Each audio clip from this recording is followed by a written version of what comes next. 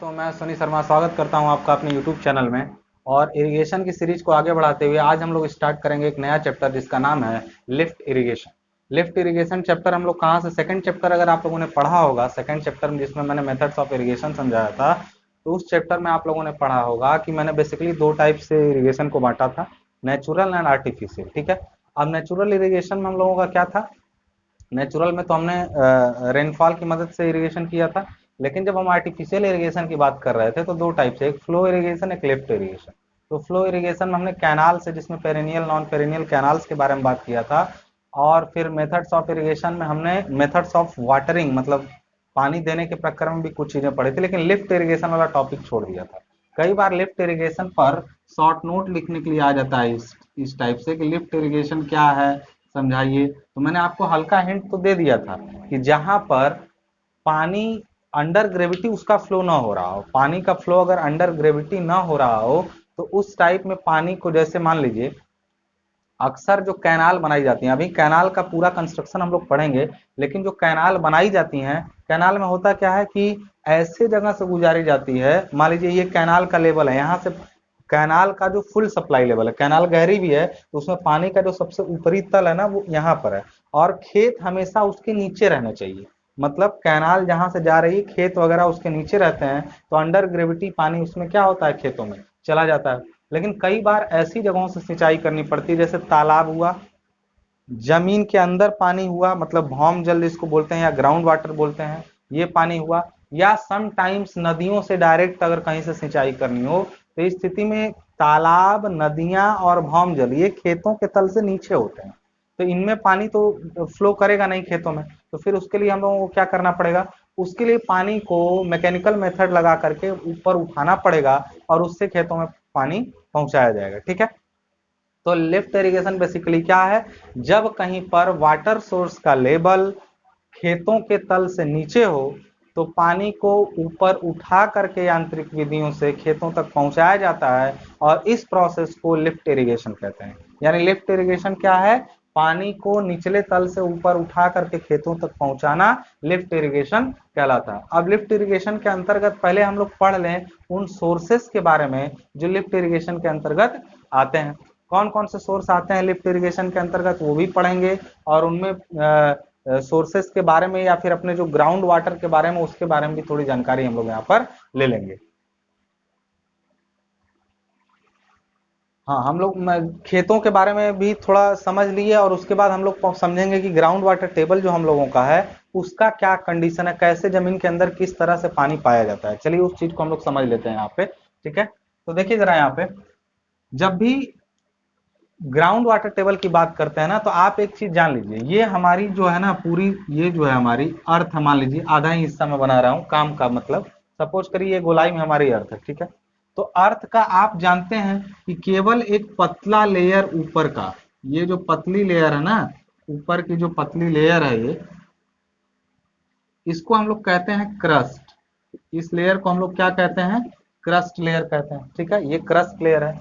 इसके अंदर काफी मोटी लेयर जो होती है, ये लेयर वो होती है मेंटल की, और ये लेयर जो होती है वो होती है कोर की लेयर। ठीक है ना। कोर, कोर का मतलब the most centred part of earth. ठीक है।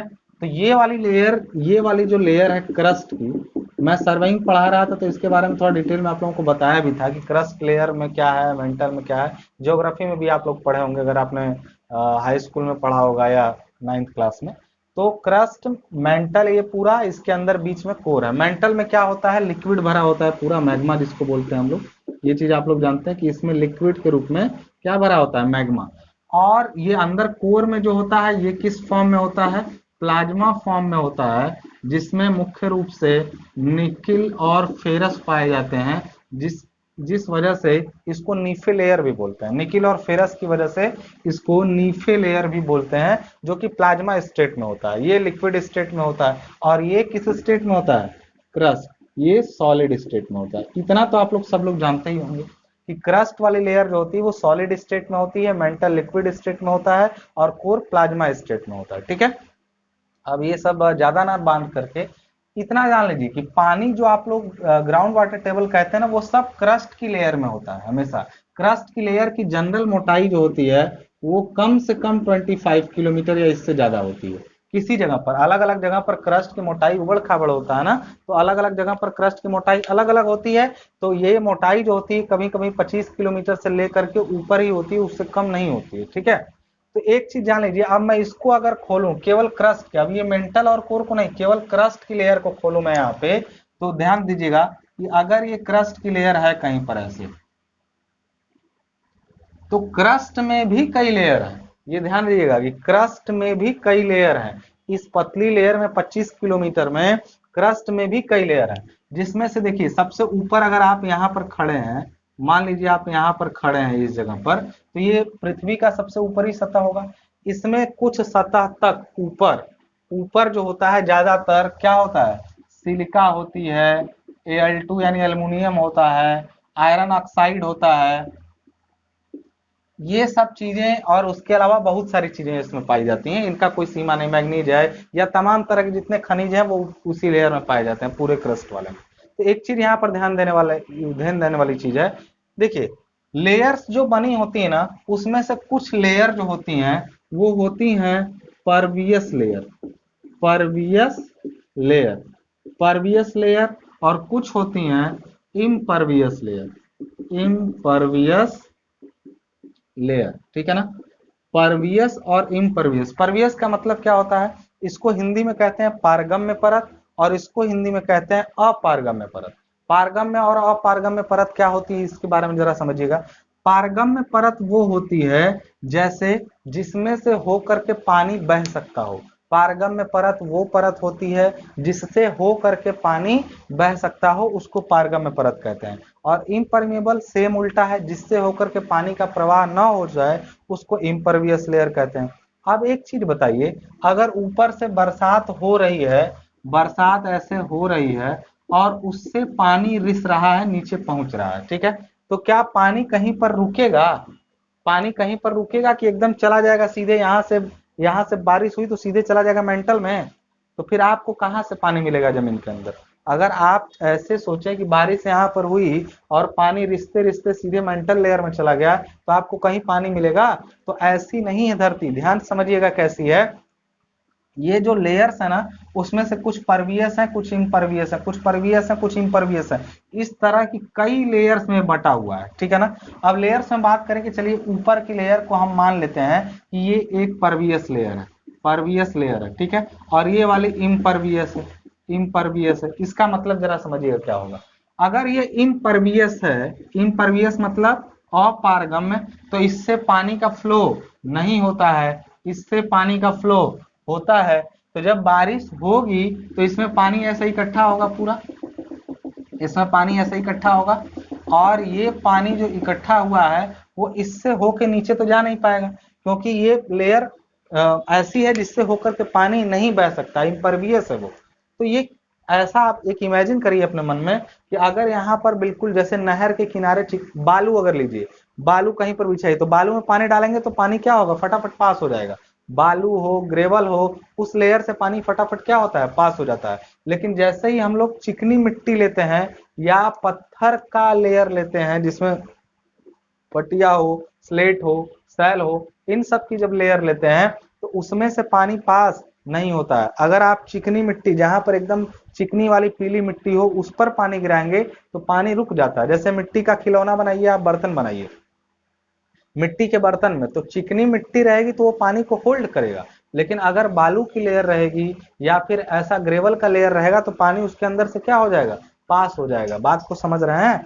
तो ये लेयर परवियस वाली ज्यादातर रॉक की बनी होती है, यानी चट्टानों की बनी होती है। पहाड़ों पर जो पत्थर होते हैं उनकी लेयर इसके अंदर बिछी होती है, या फिर क्ले की लेयर होती है, क्ले मतलब चिकनी मिट्टी की लेयर होती है, जिसकी वजह से इनके ऊपर वाली लेयर में पानी जो है वो बना रहता है। और आप जब भी पानी निकालने जाते हैं इसके अंदर, तो आप इस लेयर से पानी निकाल लेते हैं। अब ये जरूर नहीं कि ये इम्परवियस है तो इसके नीचे फिर परवियस लेयर ना हो, बिल्कुल इसके नीचे भी परवियस हो सकती है। ध्यान समझिएगा इन चीजों को। फिर यहाँ पर इम्परवियस लेयर होगी मान लीजिए, फिर यहाँ पर इम्परवियस है, फिर इसके नीचे परवियस है, ये सिस्टम चलता रहेगा। एक परवियस, एक इम्परवियस, एक परवियस, इम्परवियस, ये चलता रहेगा सिस्टम। अब अगर मान लीजिए पानी यहाँ से बारिश हो रही है तो जरूरी नहीं है ना, देखिए यहाँ पे एक चीज समझिएगा ध्यान से, पानी जरूर नहीं कि पूरा आपकी क्या जमीन तल तक पानी रहता है। तो हमेशा ध्यान रखिएगा कि बारिश जब होती है तो पानी जमीन के अंदर सूख जाता है और कुछ गहराई पर जाके रुकता है। कहाँ रुकता है? तो जहां पर नीचे इम्परवियस लेयर मिलेगी उसके ऊपर देखिए पानी भर रहा है धीरे धीरे, ये इम्परवियस। अब बारिश ज्यादा हो जाएगी तो पानी यहाँ और ज्यादा होगी तो ऊपर भर जाएगा। कभी कभी क्या होता है बरसात के दिनों में पानी जो है काफी ऊपर आ जाता है, ठीक है, और कभी कभी पानी नीचे चला जाता है। नीचे जाने का क्या रीजन है? सारा पानी सूखने लगता है धीरे धीरे और बरसात हुई नहीं रहती, तो गर्मी के दिनों में पानी सूख जाता है, ठीक है। तो लोग कहते हैं और गहरी बोरिंग करा लीजिए, कहते हैं कि और गहरी बोरिंग करा लीजिए। तो वो क्या करते हैं, हैंडपंप, अगर आप मान लीजिए यहाँ पे हैंडपंप धंसाए हैं, ठीक है, इससे पानी ले रहे हैं, तो आपका पानी जब इसमें खत्म होगा तो आपका हैंडपंप सूख जाएगा। और अगर आप बोरिंग और गहरी कराएंगे, देखते हैं कभी कभी कि कुछ गहराई पर पानी मिलता है हैंडपंप में, कुछ लोग बोरिंग करते हैं ना तो 50-100 फीट पर पानी मिल जाता है, कुछ सोचते हैं कि और गहरा करा लेना तो फिर चले जाते हैं इस लेयर में। इस लेयर में तो मिल चुका आपको पानी, ये बालू की लेयर है यानी सिल्ट की लेयर है, इसमें पानी मिलेगा आपको। लेकिन जहां आप इस लेयर में गए ना इसमें पानी नहीं मिलने वाला है आपको। तो कहते हैं कि पानी मिला था शुरू में अब फिर पानी गायब हो गया। लोग कहते हैं ना कि पानी अभी धंसाए थे तो आया था, अब और धंसाए हैं तो पानी गायब हो गया। तो गायब कैसे हो गया? क्योंकि आपका पाइप जो है हैंडपंप का वो इस लेयर में चला गया। अब अगर और धंसाएंगे जब इस लेयर में पहुंचेंगे तो ये जान लीजिए कि आपका पानी जो है यहाँ वाला वो काफी साफ सुथरा छन के आया रहेगा। कहेंगे सर इससे पानी पास नहीं हुआ तो छनेगा कैसे?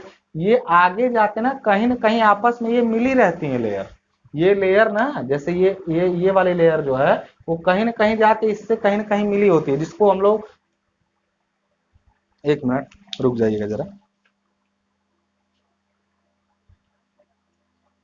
हाँ क्या कर रहा था मैं? हाँ ये लेयर जो आपस में मिली रहती है इसको हम लोग आउटक्रॉप बोलते हैं, ठीक है, आउटक्रॉप बोलते हैं। आउटक्रॉप का मतलब वो जगह जहां दोनों लेयर आपस में क्या होती हैं, मिल जाती हैं। क्लियर है?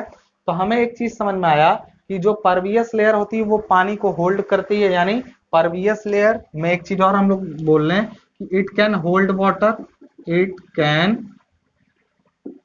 Hold water. होल्ड मतलब ये पानी को अपने अंदर क्या कर सकती है, रख सकती है। और इसके बारे में क्या कह लें कि इट कैन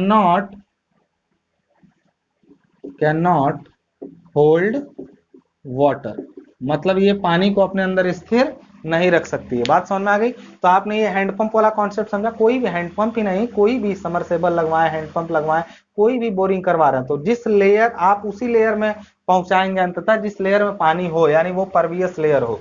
अब एक चीज बताइए, यहीं इसके बाद हम लोग अभी ट्यूबवेल इरिगेशन पढ़ेंगे, जब ट्यूबवेल के बारे में, क्योंकि लिफ्ट इरिगेशन में ट्यूबवेल भी आएगा। अभी तो लिफ्ट में हम लोग ये सब पढ़ लेंगे, फिर ट्यूबवेल को भी इसी में पढ़ना है, ठीक है।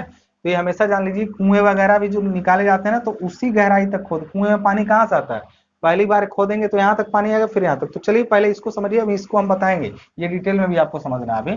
तो परवियस इम्परवियस आपने समझ लिया और ये समझ लिया। तो एक चीज जान लीजिए, इस टाइप से अगर मिट्टी के लेयर्स का बंटवारा करें तो परवियस इम्परवियस तो एक मोटा मोटा क्लासिफिकेशन हो गया, लेकिन उनका टेक्निकल नेम क्या होता है उसके बारे में जरा हम लोग बात कर लेते हैं। टेक्निकल नेम क्या क्या होता है? तो टेक्निकली जो होता है, ये समझाने के लिए केवल था अर्थ को कि आप कभी ये मत समझिएगा कि सर एक लेयर दूसरा मेंटल में, सारा काम क्रस्ट के लेयर में ही हो रहा है, ये ध्यान रखिएगा। तो एक चीज जान लीजिएगा, इस आधार पर ना 4 तरह की लेयर होती हैं, इनके मतलब परवियस कितनी है उसके आधार पर। 4 तरह की कौन सी?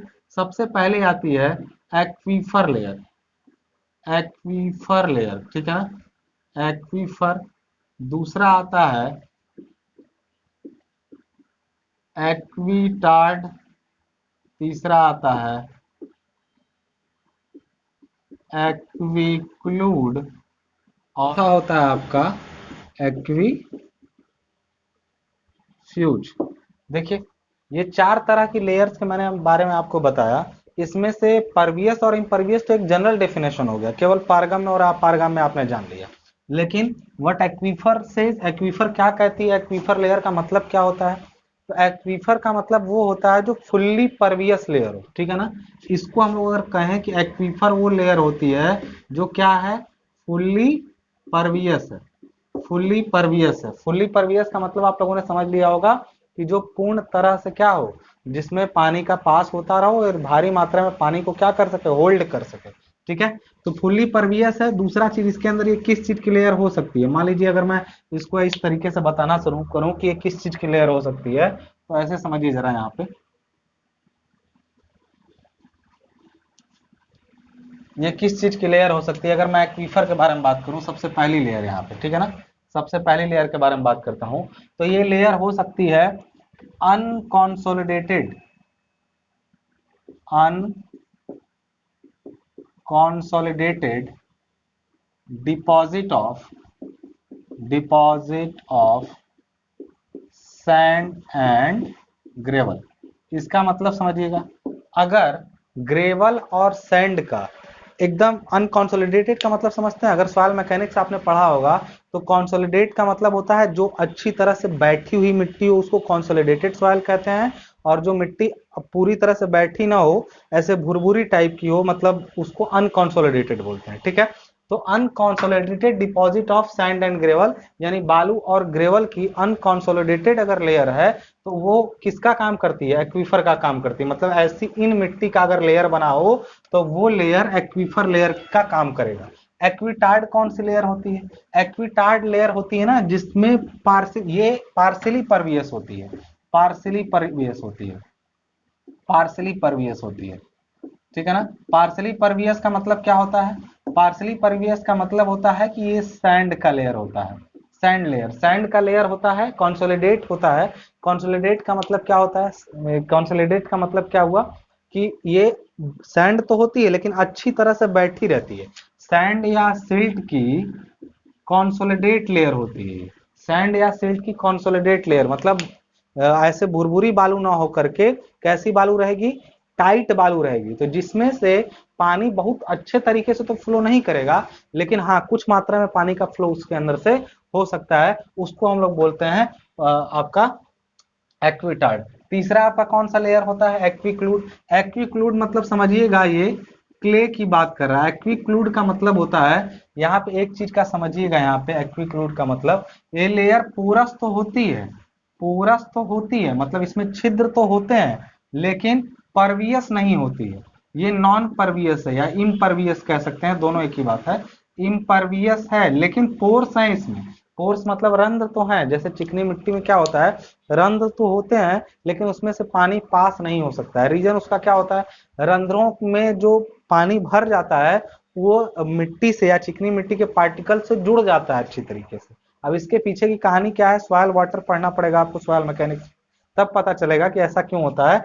तो कुछ लेयर ऐसी होती हैं एक्विक्लूड की जो पोरस तो होती हैं लेकिन इम्परवियस होती हैं। और चौथा जो आपका है एक्वीफ्यूज, अब नाम से ही पता चल रहा है, फ्यूज का मतलब क्या होता है, नो कनेक्शन, मतलब ये नॉन पोरस है, नॉन पोरस है प्लस इम्परवियस है।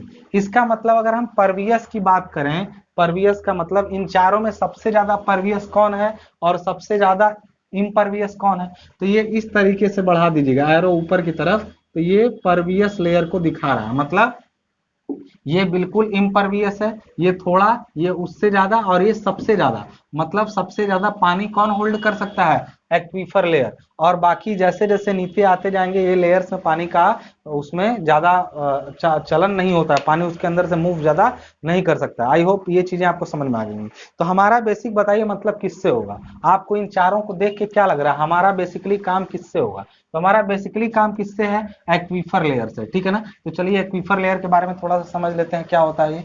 चलिए ध्यान से समझते हैं हम लोग कि एक्वीफर लेयर क्या होती है। ठीक है, तो एक्वीफर के बारे में जानिए, एक्वीफर के बारे में डिटेल में समझना है, ये भी ये सब के बारे में ज्यादा नहीं पढ़ना, हमें पढ़ना है किसके बारे में, एक्वीफर के बारे में। और एक्वीफर कितने टाइप की होती है अब उसके बारे में जानना है। एक्वीफर भी बेसिकली 3 टाइप की होती है, अगर और जाएंगे डिटेल में तो 4 टाइप भी आप कर सकते हैं। एक्वीफर बेसिकली जो होती है वो होती है 3 टाइप की, जिसके बारे में मैं आपको बताऊंगा, नहीं तो आप और भी टाइप उसका बांटा जा सकता है आकारों के आधार पर। बेसिकली आपका 3 टाइप का एक्वीफर होता है, आपको एग्जाम में अपने 3 टाइप को लिखना। पहला होता है confined aquifer, confined aquifer, confined aquifer exam में आ जाता है लिखने के लिए कि जलभृत या जलग्राही परतों के बारे में समझाइए, वो कितने प्रकार की होती हैं। कन्फाइंड एक्वीफर, दूसरा होता है अनकन्फाइंड एक्वीफर, अनकन्फाइंड एक्वीफर, और फिर होता है पर्स्ट एक्वीफर, पर्स्ट एक्वीफर। अब इनके बारे में समझिए, तीनों के बारे में कि क्या क्या है। कन्फाइंड शब्द का जनरल मतलब क्या होता है, अब आप एक चीज समझिएगा, कन्फाइंड एक जनरल वर्ड है, ये सॉइल मैकेनिक्स या फिर इरिगेशन के टर्म में नहीं है।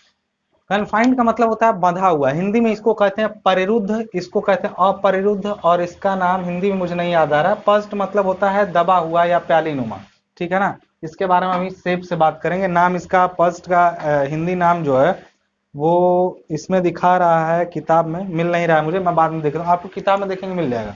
फर्स्ट का मतलब मैं समझा दूंगा आपको क्या होता है, ठीक है ना। तो कन्फाइंड अनकन्फाइंड तो समझ गए ना, बंधा हुआ और बिना बंधा हुआ, ठीक है। तो ये एक्वीफर ऐसे कैसे होगी कि बंधी हुई और और दोनों में अंतर क्या है, ये चीज को समझिएगा जरा, ठीक है ना। तो सबसे पहले एक चीज जान लीजिए, अभी मैंने आपको बताया कि ऊपर लेयर है, ऐसे कई लेयर्स हैं, इसमें ध्यान समझिएगा इसको, ठीक है। ऐसे लेयर है, ठीक। अब इस लेयर में सबसे पहला मान लीजिए कि ग्राउंड वाटर टेबल इस जगह पर रिस करके इकट्ठा हुआ है, मतलब पानी जो है जमीन में रिस करके इस तरह से इकट्ठा हो रहा है। ये लेयर है impervious, no flow of water, इसमें से पानी का फ्लो नहीं हो सकता है।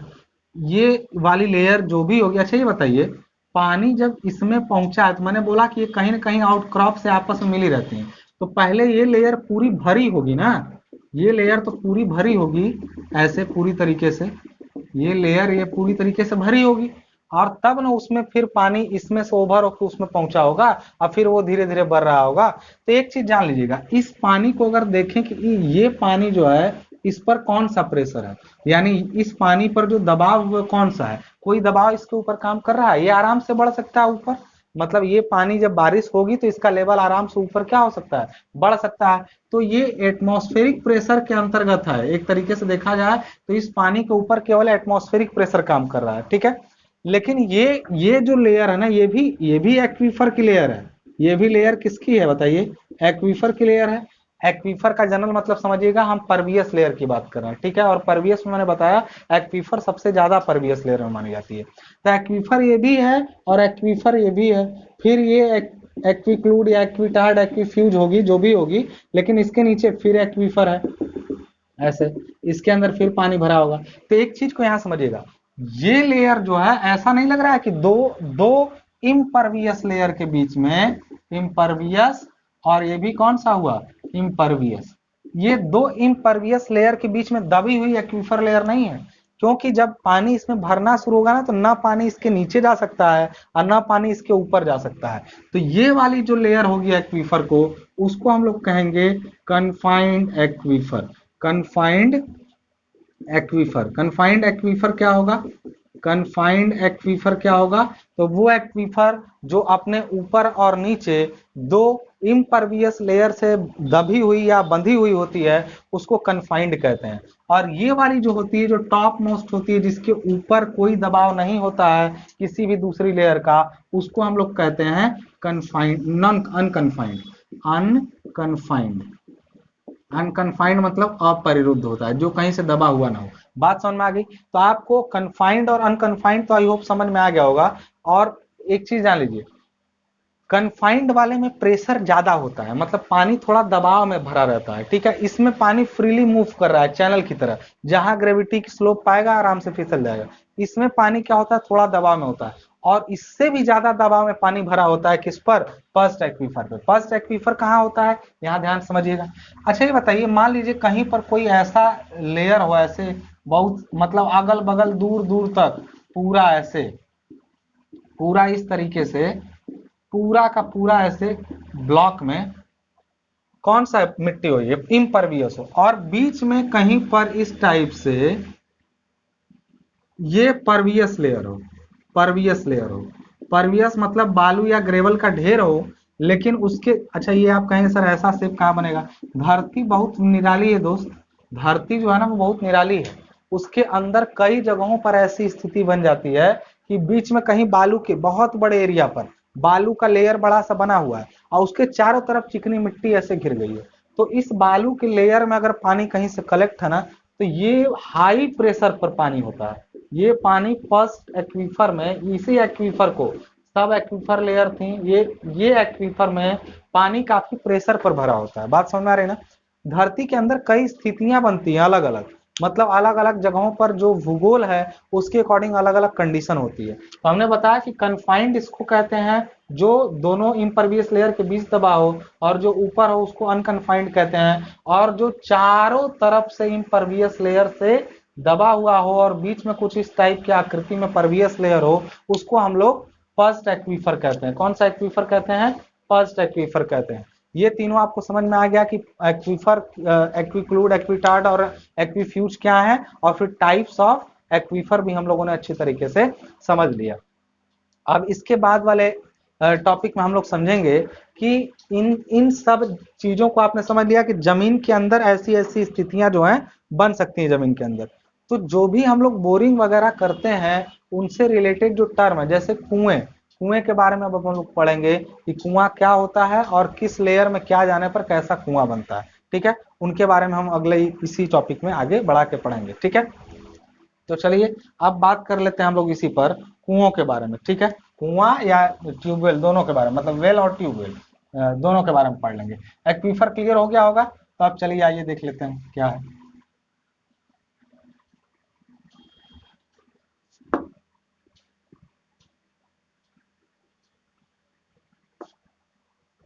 ठीक है, तो अब हम लोग यहाँ बात करेंगे वेल्स और ट्यूबवेल्स के बारे में। ट्यूबवेल्स के बारे में, वेल्स एंड ट्यूबवेल्स के बारे में। ठीक है, तो वेल्स और ट्यूबवेल का मतलब होता है कुएं, और उसके साथ साथ दूसरी बात हम लोग क्या कर लेते हैं, नलकूप के बारे में। ठीक है ना। तो देखिए एक चीज जान लीजिए, कुएं और नलकूप से जुड़े हुए टर्म में हम लोग पढ़ेंगे तो आप एक चीज समझ चुके होंगे कि धरती को छेद करके उसके अंदर जब पानी मिलने लगता है तो उस गहरे गड्ढे को हम लोग कुआं कहते हैं। यहाँ गहरा गड्ढा, गड्ढे के लिए गहरा शब्द यूज हुआ है, लेकिन गहरा कुआं और उथला कुआं अलग चीजें होती है। अब एक चीज यहाँ पे समझिए, कुएं के बारे में जब हम लोग बात करते हैं तो बेसिकली कुएं कितने टाइप के होते हैं, तो मैं नाम लिख दूं यहाँ पे। सबसे पहले मैं लिखता हूँ सैलो वेल, सैलो वेल। दूसरा होता है डीप वेल। तीसरा होता है आपका ट्यूब वेल, ट्यूब वेल। और चौथा होता है आपका आर्टेजियन वेल, आर्टेजियन वेल। ये चार टाइप का, अभी और भी चीजें इसमें हम लोग पढ़ सकते हैं। ठीक है, इसके बारे में डिटेल में पढ़ेंगे हम लोग। इसके बारे में, इन तीनों के बारे में थोड़ा थोड़ा डिस्क्रिप्शन यहीं पे, और इसके बारे में थोड़ा इसकी कार्य प्रणाली के बारे में अलग से भी समझना है हम लोग को। ठीक है, कि ट्यूबवेल क्या है, इसको एक टॉपिक के तौर पे, लेकिन होते इतने टाइप के हैं, होते इतने टाइप के कुएं हैं जिनको हम लोग को आराम पूरा पढ़ना है। ठीक है, तो सबसे पहले वन बाय वन हम लोग सैलो वेल देखते हैं। अच्छा, सैलो का मतलब कितने मीटर तक रहेगा तो सैलो होगा, और कितने मीटर के बाद वो डीप हो जाएगा। डीप का मतलब होता है गहरा, और सैलो का मतलब होता है उथला। तो सैलो वेल किसको कहेंगे और कितने मीटर के बाद वो डीप होने लगेगा, इस चीज को समझिएगा जरा। तो कभी भी इस चीज का ध्यान रखिएगा, गहराई से कुएं का उथला और गहरा होना तय नहीं होता है। ठीक है, अच्छा आप बताइए, आपके घर पर हैंडपंप जो धंसा हुआ है वो कितनी गहराई पर पानी मिला है आपको? तो कई लोग के यहाँ 40-50 फीट पर पानी मिल जाता है, कई लोगों के यहाँ जाएंगे तो 200-250 फीट पर पानी मिलता है। इसका मतलब समझ रहे हैं कि किसी को जल्दी पानी मिल गया, किसी को देर से, क्योंकि आपका ग्राउंड वाटर टेबल कहाँ है उस पर डिपेंड करता है। अभी मैंने जो डायग्राम बनाया था उसमें आपने देखा था, उसमें आपने देखा था कि ये आपका है, ठीक है ना, एक किसी दूसरे भाई साहब का ये है, ये आप किसी दूसरे भाई साहब का है। आप यहाँ पे हैंडपंप धंसाएं तो आपकी पतली लेयर थी, आराम से इतने ही पर जाने पर आपको पानी आराम से क्या हुआ, मिल गया। यहाँ पे आपको पानी मिल गया इसी गहराई पर। ठीक है, तो आप कहेंगे कि मुझे इतनी ही गहराई पे पानी मिल गया। ठीक है, और दूसरे एक और भाई साहब हैं जिनका ये लेयर काफी चौड़ा है, मतलब ऊपर जगह जगह पर धरती की कंडीशन बदलती रहती है, तो ये लेयर उनका जो है वो काफी चौड़ा है। जब वो धंसाना शुरू किए तो उनको उतने पर पानी नहीं मिला, अब वो और धंसाएंगे तो उनको उतने पर पानी नहीं मिला। चलिए किसी तरह यहाँ पर पानी उनको मिल गया। ठीक है, तो ये जो कुआं बना और वो जो कुआं बना, दोनों में अंतर क्या है? अभी दोनों ही उथले कुएं हैं। उथले मतलब दोनों ही सैलो हैं, सैलो हैं। क्यों? क्योंकि पहली लेयर से ही, जैसे आपने धंसाया तो एक लेयर, पहली लेयर जो मिली उनको किसकी, एक्वीफर की पहली लेयर मिली, एक्वीफर की पहली लेयर मिली, और उसी लेयर से उन्होंने पानी ले लिया। अब वो लेयर चाहे कितनी भी गहरी हो, मतलब कुआं खोदने गए, जो पहली लेयर मिली उसी लेयर से हमने कुआं बना दिया, उसी लेयर का पानी उस कुएं में मिलेगा, तो समझ लीजिए वो कुआं सैलो वेल कहा जाएगा। लेकिन यहाँ पर एक चीज को समझिएगा, अगर हम लोग इस टाइप से इसको धंसाएं और इस लेयर के बाद अब और गहरा खोद दें, तो बताइए क्या होगा। इसको यहां से खोदेंगे तो इस जगह का, इस लेयर में तो पूरा पानी रहेगा ही, इसमें का पूरा पानी और कुछ पानी जब इसको खोदे हैं तो यहाँ का पानी भी तो इसमें गिरेगा, इस लेयर का, इसमें अगर खोदे हैं तो इस लेयर का पानी भी तो इसमें रिसेगा। तो इस कुएं में दो दो लेयर का पानी आ रहा है या कई लेयर का पानी आ रहा है, इस चीज को समझिएगा। क्लियरली हमने क्या समझा, क्लियरली हमने समझा कि जब कोई कुआं बनाया जाता है और उसमें कई लेयर का पानी आता है, कई लेयर का पानी आता है, तो उसको हम लोग डीप वेल कह देते हैं, डीप वेल कह देते हैं। और जब केवल एक लेयर का पानी आता है तो उसको सैलो वेल बोलते हैं। अब ये कभी कभी हो सकता है कि सैलो वेल की गहराई ज्यादा हो डीप वेल से, बात समझिएगा। सैलो वेल की डेप्थ डीप वेल की डेप्थ से ज्यादा भी हो सकती है। हो सकता है इनका पहला लेयर ही 250 फीट हो, पहला लेयर ही 250 फीट हो, और आपको दूसरा लेयर 200 फीट में मिल जाए, किसी किसी को दूसरा लेयर, पहला लेयर 100 पर मिला, दूसरा 200 पर मिल गया।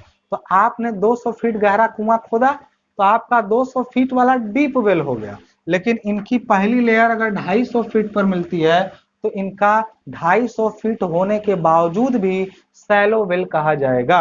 तो इसका मतलब कई बार पूछता है इसको कि क्या ऐसा भी संभव है कि सैलो वेल यानी उथला कुआं गहरे कुएं से ज्यादा गहरा हो, तो आप उसको ये चीज कह के समझा देंगे कि उथले और गहरे कुएं की यानी सैलो और डीप वेल की परिभाषा उनकी गहराई से नहीं बल्कि उनमें कितनी लेयर का पानी आ रहा है इस चीज के आधार पर तय किया जाता है। आई होप आपको सैलो वेल और डीप वेल समझ में आए होंगे। अगले लेक्चर में हम लोग डिस्कस करेंगे कि ट्यूब वेल क्या है और आर्टेजियन वेल क्या है। ठीक है, तो आर्टेजियन वेल से शुरुआत करेंगे और फिर ट्यूब वेल को डिटेल में हम लोग समझेंगे। तब तक के लिए अगले लेक्चर का इंतजार करिए, मिलते हैं, धन्यवाद।